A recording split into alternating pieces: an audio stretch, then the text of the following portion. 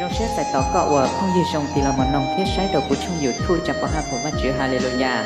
Lúc chia hỏi thầu có tác tỏ sái của cho video do hai đứa con nhà thọ ba trả thông di tệ đăng ký thiên niệm lúc chư. Ai thầu tiêu của tao đi ra video chia là chỉ nên khi nên gian đại tôi đâu có. Của chạm vào hai của văn chữ Hallelujah một lũ trong xíu và trong tầm đầu. Tranh thiết chia sẻ để lúc chia hỏi thầu có tác tỏ sái của cho video nhớ đầu của trong YouTube chạm vào hai của văn chữ Hallelujah nó. Có những chi để ca sĩ dùng một cái dạng chết đâu có cỡ thiên người ba đâu có thiên và chữ phòng có mong đâu có amen.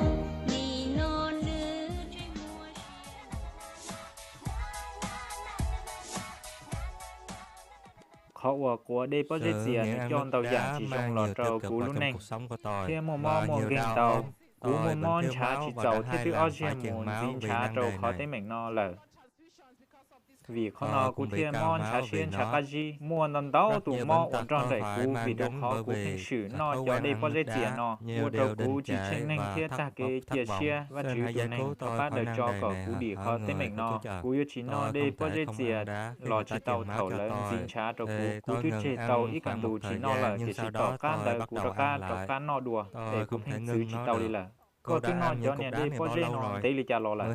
tàu có ở trường nó là cái cano cà phê một là sư cano canon tàu là sư nếu cho tới giả chỉ trong lọt tàu có lúc này đi trả tiền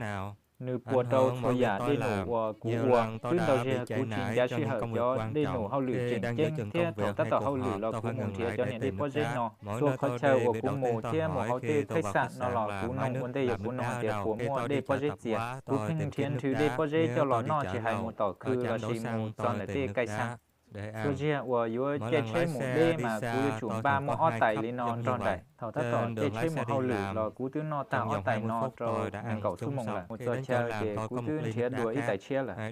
đi lên sáng dù kia biết sẽ được bỏ xe con non nữa gì chả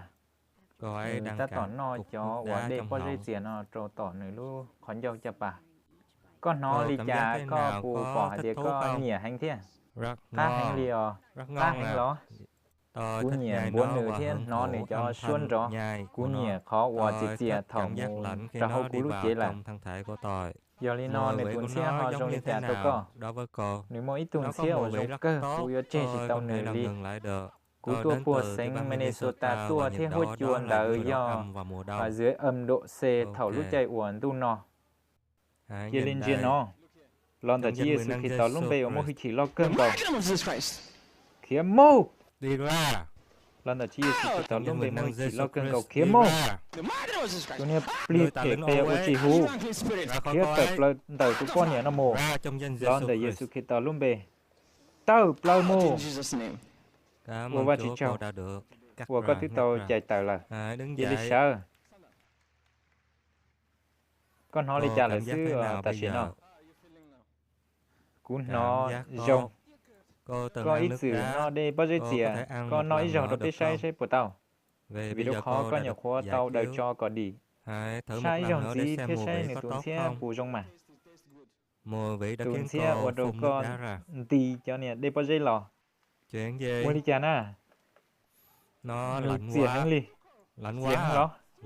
chia hơn nhưng có từng có thứ để có sam búa nữa hành nó nè có thứ để có nhẹ nữa còn chia hành nó nè nó có mùi vị tốt mà chỉ họ nó chia hành đi nó không còn mùi vị tốt nữa chỉ một tuần chia rong rồi đó nhưng răng của tôi hãy thử một lần nữa mà hãy chỉ rong thế rồi có chỉ rong hãy nhắm mắt lại và ăn nó sẽ cho thêm nhiều vào thêm nữa mua ai chi nè chuyện gì vậy không nó không ngon nó không ngon à không, nó không, tôi không biết tại sao. Cảm ơn Giêsu, tôi đã được tự do ngày hôm nay. Cảm ơn Giêsu. Chúa Giêsu có cho, tôi tự do tôi tự giải chạy đi là chúng ta không nên vui mừng vì ta lên thuận phục chúng ta. Nhưng chúng ta vui mừng vì tên của chúng ta đã được biết trong sách sự sống. Nó không phải là công việc của chúng ta, nhưng là đức tin của chúng ta trong công việc của Ngài. Tôi cầu nguyện đức tin chúng ta sẽ không bị mất trong